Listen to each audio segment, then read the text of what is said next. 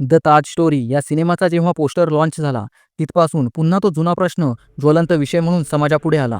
The Taj story या सिनेमाच्या पोस्टरवरती जगातील आश्चर्यांपैकी एक असणाऱ्या वास्तूचा म्हणजेच ताजमहलचा घुमट उघडल्याचा फोटो होता आणि त्याचबरोबर त्या घुमटमधून भगवान शंकर हे बाहेर येताना दाखवलेले होते. खरं तर कित्येक वर्ष समाजात दबक्या स्वरात कुजबुजल्या जाणाऱ्या एका महत्त्वपूर्ण विषयाच्या काळजात थेट हात घातलेला हा सिनेमा.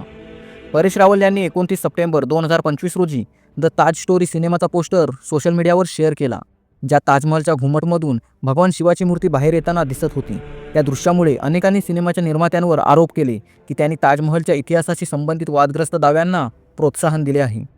या वादग्रस्त प्रतिक्रियेमुळे परेश रावल यांनी मूळ पोस्ट डिलीट केली आणि त्यानंतर सिनेमाच्या निर्मात्यांकडून एक स्पष्टीकरण जारी केलं गेलं. त्यात ते म्हटले होते की द ताज स्टोरी हा सिनेमा कोणत्याही धार्मिक मुद्द्यांवर आधारित नाही, तर तो फक्त ऐतिहासिक तथ्यांवर आधारित आहे. त्यांनी प्रेक्षकांना विनंती केली की सिनेमाचे प्रदर्शन पाहून स्वतः निर्णय घ्यावेत.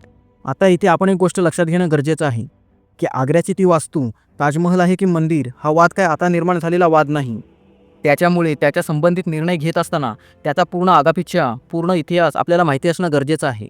जसं की ती आग्र्याची ती वास्तू ताजमहल की भगवान शंकराचे मंदिर तेजो महालय हा वाद पहिल्यांदा नेमका कधीपासून सुरू झाला आणि कोणत्या कारणांमुळे झाला, तसेच त्या वास्तूवर पहिल्यांदा कोणी प्रश्न उभा केला होता आणि का, या सगळ्या प्रश्नांची उत्तरं आपण या व्हिडिओमधून पाहणार आहोत.